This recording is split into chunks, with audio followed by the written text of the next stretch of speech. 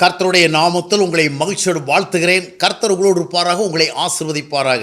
சீர்வருவோம், சிகரந்தொடுவோம். சில நேரங்களில் சில துணிகளை உரிய விதமாக துவைத்தா அழுக்கு போயிடுது. ஆனால் சில துணிகளை எவ்வளவுதான் துவைத்தாலும், ஊர்லெல்லாம் பார்த்தீங்கன்னா துணிகளை துவைக்கிறதுக்கு அந்த கல் மேலே போட்டு என்ன செய்யணும், நல்லா கும்மி கும்மி துவைப்பாங்க. அது மட்டுமல்ல, ஒரு கட்டையால் அடிப்பாங்க. இல்லைன்னா துணியை பிடிச்சிக்கிட்டு அந்த ஒரு பிளாட்ஃபார்ம் மேலே அது மேலே ஓங்கி ஓங்கி அடிப்பாங்க. எதுக்குன்னா அந்த அகழுக்கு அகலணுங்கிறதுக்கா.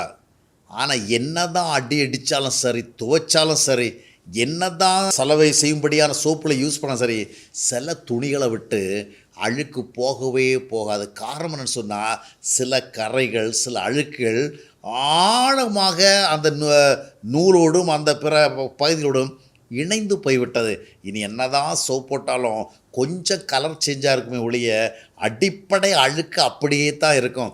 இதே நிலைமை தான் இன்றைக்கி நிறைய கிறிஸ்தவ விசுவாசிகளுடைய வாழ்க்கையிலும் நாம் பார்க்க முடிகிறது. பிரசங்க நிறைய கேட்குறாங்க, நிறைய போதனை கேட்குறாங்க, யூடியூப் வழியாக நிறைய கேட்குறாங்க, டிவி மூலமாக நிறைய கேட்குறாங்க, நேரடியாக நிறைய கேட்குறாங்க. என்ன கேட்டாலும் வாழ்க்கையில் மாற்றம் வரவே மாட்டேங்குது. காரணம் என்ன தெரியுமா? மாய்மாலமான ஒரு வாழ்க்கை அடித்தளத்தில் ஆழமாக பதிந்து போய்விட்டது. அதாவது விளையும் பயிர் முளையிலே தெரியும்பாங்க. சிலருடைய வாழ்க்கை ரட்சிக்கப்பட்ட துவக்கத்திலே தெரியும்.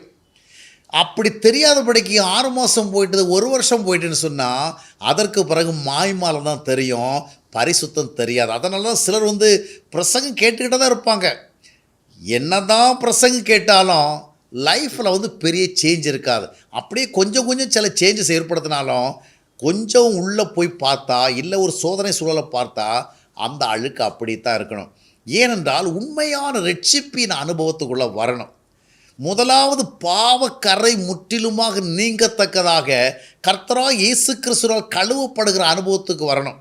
வெறும் ஞான ஸ்நானத்தை எடுத்துட்டோம், சர்ச்சுக்கு போயிட்டோம், ஜெபம் பண்ண ஆரம்பிச்சிட்டோம், பைபிள் படிக்க ஆரம்பிச்சிட்டோம், பிரசங்கிக்க ஆரம்பிச்சிட்டோம், ஆராதனை பண்ண ஆரம்பிச்சிட்டோம், இப்படியே போயிட்டா அடித்தளத்தில் மாய்மாலம் இருந்துகிட்டு இருக்கோம். ஒரு பக்கம் பாவிகளாக இருந்து கொண்டு இன்னொரு பக்கம் பரிசுத்தவான்களாக காண்பிக்கிறதுல ஆசை இருக்கும்.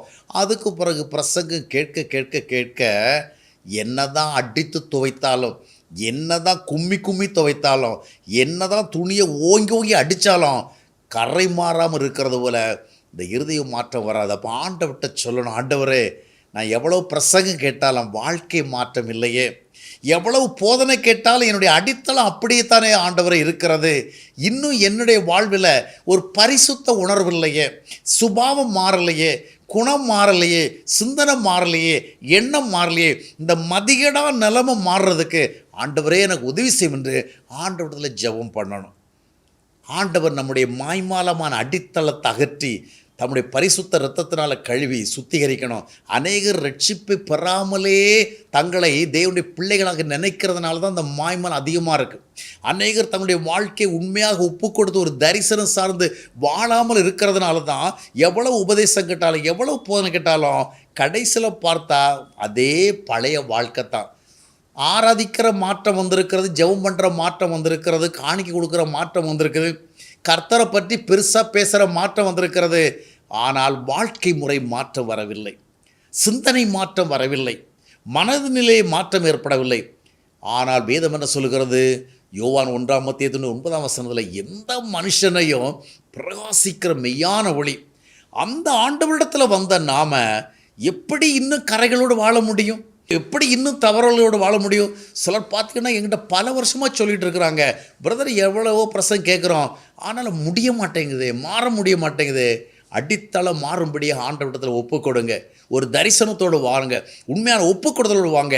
உங்களை மாற்றுகிற ஒரு ஆண்டவர் தான் உங்கள் வாழ்க்கையில் இருக்கிறார் என்று நம்புகிற அளவிற்கு அந்த ஆண்டவரை உங்களை வாழ்வை இணைத்துக் கொள்ளுங்கள். ஆண்டவர் எங்கூட இருக்கிறார், என் வாழ்க்கை மாறாமல் அப்படி இருக்கிறது என்றால் நாம் தான் ஆண்டவருக்கு அபகீர்த்தி, ஆண்டவரை தூஷணம் செய்யும்படிய வாய்ப்பு ஏற்படுத்தி கொடுக்கிறோம். எனவே பரிசுத்தமான ஒரு வாழ்க்கை ஒப்பு கொடுங்கள், ஒரு உயர்ந்த தரிசனத்தோடு வாழ முன்வாருங்கள். ஆண்டவர் உங்களை மாற்றி அமைக்க வல்லவராக இருக்கிறார். எந்த பாவக்கரையும் அவரால் நீங்கும். உங்கள் பாவங்கள் இரத்தாம்பரம் போல சிவப்பாக இருந்தாலும் பஞ்சை போல் வெண்மையாகும் என்று சொன்னார். அதை சுதந்திரியுங்கள், உரிமை பாராட்டுங்கள், கேளுங்கள். கர்த்தர் உங்களை நிச்சயமாக பரிசுத்தவான்களாக நிறுத்துவார்.